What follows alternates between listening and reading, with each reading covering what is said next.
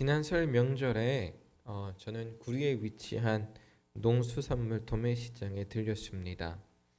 좋은 날씨에 또 사람 사는 냄새가 날 정도의 적당히 붐비는 사람들이 있었고, 정말 오랜만에 가족 외출이라 그런지 꽤 들떠 있었습니다.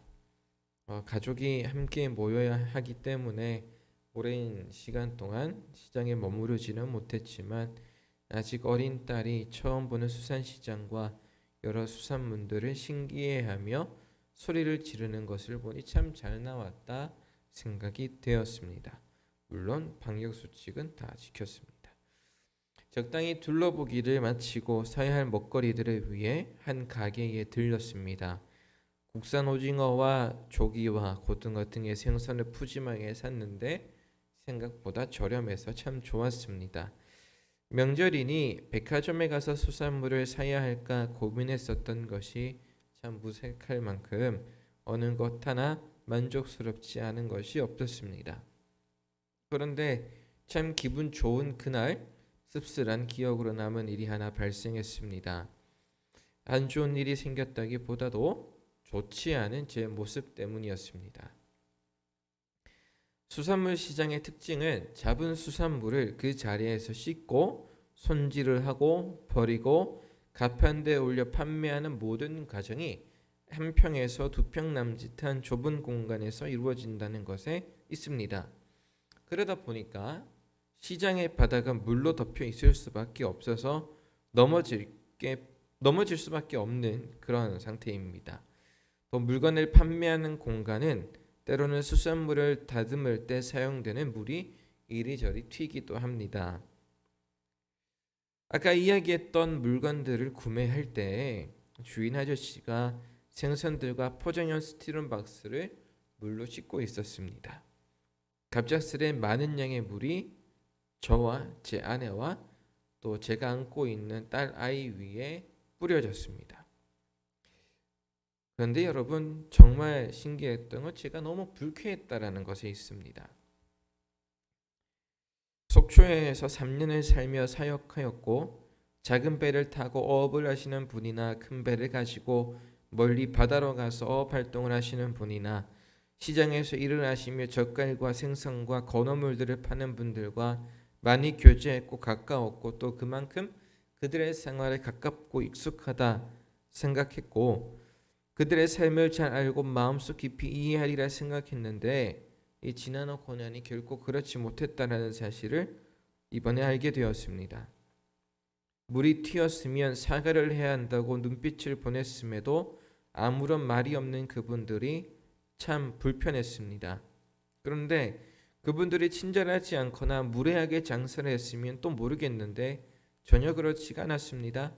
저희가 가게에 들어가는 순간부터 매우 친절하게 대해주셨기 때문입니다. 물론 제 불편한 마음이 잘못된 것은 아닐 거예요. 코로나로 민감한 시기, 어린 제 딸에게도 물이 많이 튀었기 때문에 더욱 그렇겠습니다만, 분명한 것은 물이 조금 튄다고 불편할지라도 그럴 수 있지 괜찮아라고 가벼운 마음으로 넘겨도 충분했을 일을 아주 마음속 깊이 기분 안 좋게 생각했던 제 모습이 있었다라는 거예요. 제 불편한 마음 깊숙한 곳에는 어렸을 적부터 보았고 또 학습된 이야기들이 있었습니다.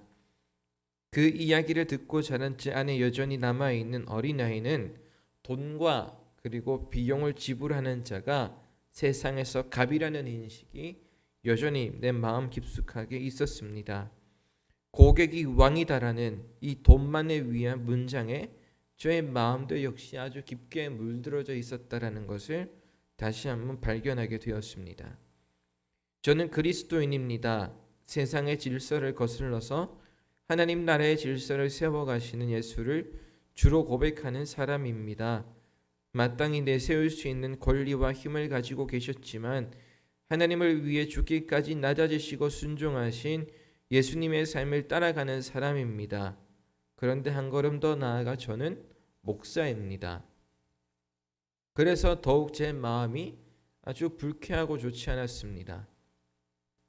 제 더러운 마음속을, 제 불편한 마음속을 바라보는 것 자체가 이미 견딜 수 없을 만큼 불쾌했습니다. 어려운 시기에서 움직여 삶을 일구는 사람들의 실수라고 말할 수도 없겠죠. 자연스레 발생할 수 있는 수산시장의 특징이니까 실수라고 하기도 어렵습니다. 그것을 넉넉히 용납하지 못하고 분노했던 제 스스로가 참 안타까웠던 시간입니다. 이런 제 모습을 저는 어떻게 바라보아야 되겠습니까? 그리고 만약 여러분이 저라면, 그리고 그 상황에서 여러분이라면 어떻게 여러분들 스스로를 대하시겠습니까? 일반적으로 우리는 가늠한 여인에게 돌을 집어 던지던 수많은 사람들의 모습처럼 우리 스스로에게 남이 그러기 전에 스스로에게 돌을 던지죠. 무작정 비난을 가합니다. 이 사람아, 예수 믿는 사람들도 사람인지라 실수를 한다만 그래도 너는 목사인데 이것밖에 안 되냐, 이 쫌팽아, 다 먹고 살기 힘든데 그냥 좀 넘어가. 이렇게 비난하면서 스스로를 돌아보는 것이 일반적으로 사람들이 자기의 잘못을 살피는 방법이죠. 어느 정도 나 스스로에게 공격을 가한 후에는 너무나도 아프고 힘든 나머지 잘못했습니다 라고 회개하기도 합니다. 우리의 부정직한 모습은 하나님 앞에 돌이켜야 되고 또 회개해야 되겠지만 중요한 것은 내가 나를 대하는 방식입니다. 내가 나를 대하는 방식에 있어서 지나친 자기 비하나 비난은 오히려 더 깊은 갈등과 분열과 문제를 일으키기 쉽습니다. 내가 나를 비난하고 비하한다고 하더라도 내가 고쳐지지는 않습니다. 그냥 내가 잘못한 것에 대한 합리성을 부여할 따름입니다. 마치 여러분, 우리가 서로 비난을 하면 문제가 해결되기보다 이전보다 훨씬 더 감정이 상하는 것처럼 자기 스스로에게도 동일합니다. 우리가 우리 내면을 향하여서 비난만 한다면 우리는 결국 우리의 마음의 문제를 해결할 수가 없습니다.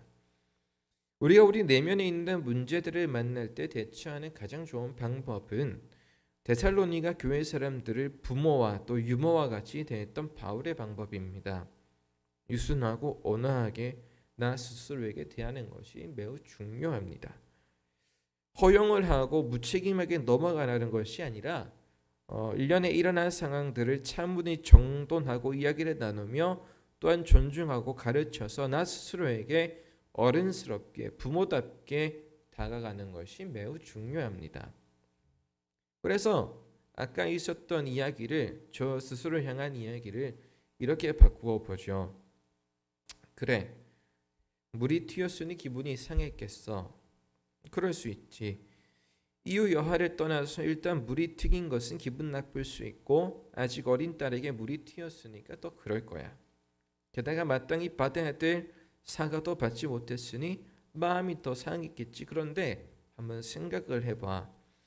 시장, 특히 수산시장이라면 물이 튀고 물이 흥건한 바닥에 언제든 넘어질 수 있고 물이 튀기지 않는다 하더라도 수산물 특유의 바다 냄새가 옷에다 스며들어서 저분들이 일부러 물을 뿌린 게 아니라 실수한 거니까 기분 좋게 넘어가는 너가 어떨까?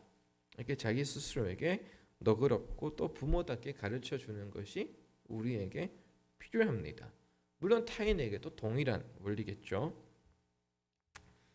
오늘 성경 본문에서 첫 절에 천국은 집주인과 같다 기록합니다.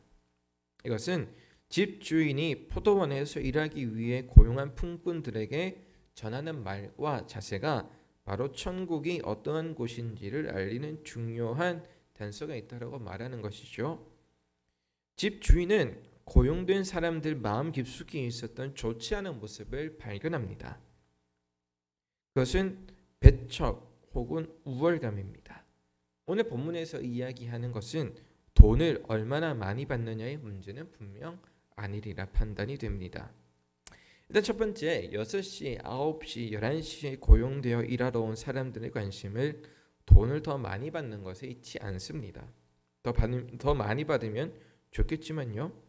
그리고 어찌되었든 오늘 주인이 이야기한 것처럼 그들은 그들의 동의로 한 데나리온에 합의하고 일을 했기 때문에 그렇습니다. 그들은 돈을 더 달라고 요구하지 않습니다. 두 번째, 집주인 역시 그들이 돈을 더 많이 받기 원하기 때문에 그들에게 문제를 제기한 것은 또 아닙니다. 오히려 만약에 그들이 솔직하게 나 돈 더 받고 싶다고 고생했으니까 돈 더 달라고 이야기를 했더라면 이 집주인은 계약과는 관계없이 더 주었으리라 생각합니다. 왜냐하면 집주인은 놀고 서 있는 사람들을 불렀기 때문입니다.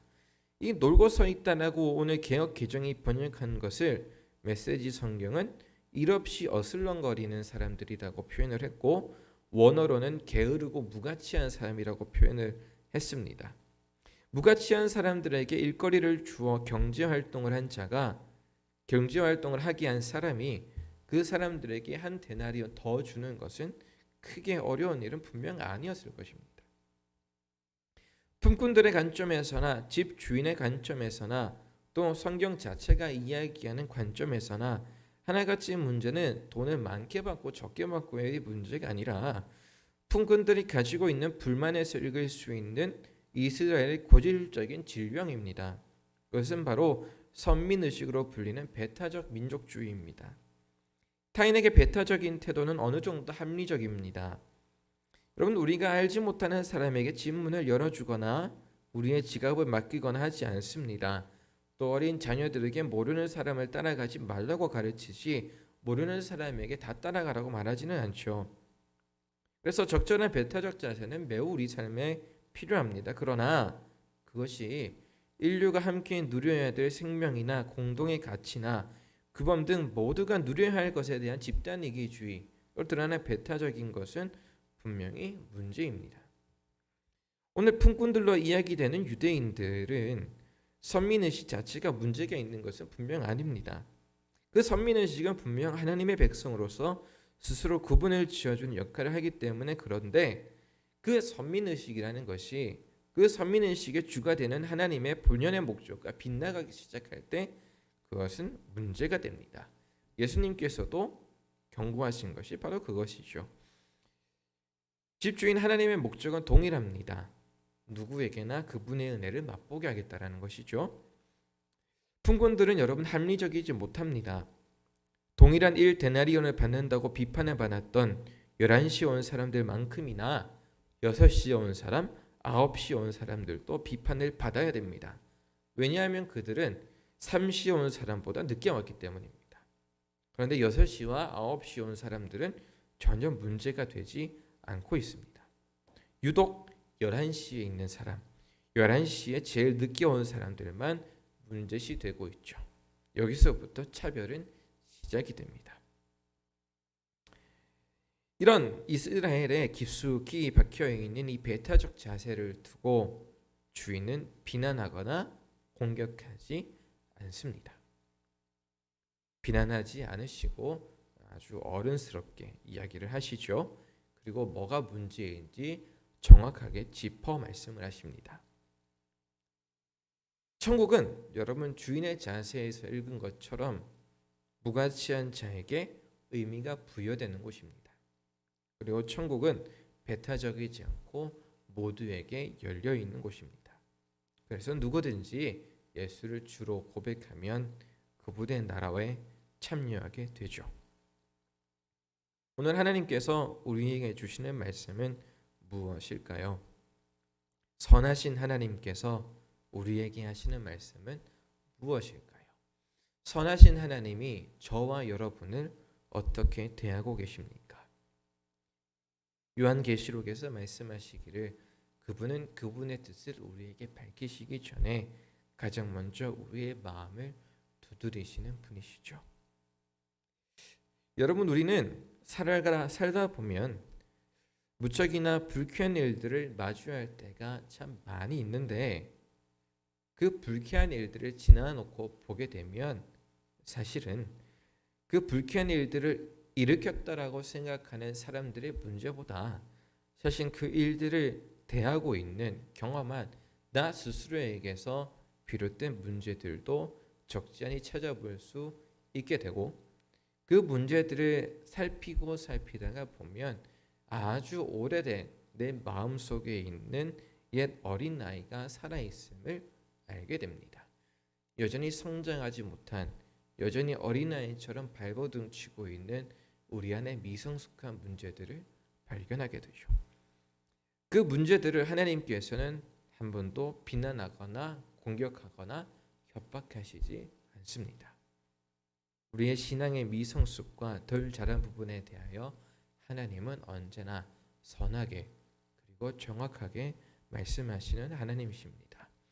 하나님의 은혜를 구하는 우리 상일교회 모든 성도들은 선하신 하나님의 뜻에 따라 그분의 온유하심을 구하는 우리가 되었으면 참 좋겠고, 또 우리 상일교회가 서로를 대할 때에 보다 더 어른스럽게 대할 수 있으면 참 좋겠습니다.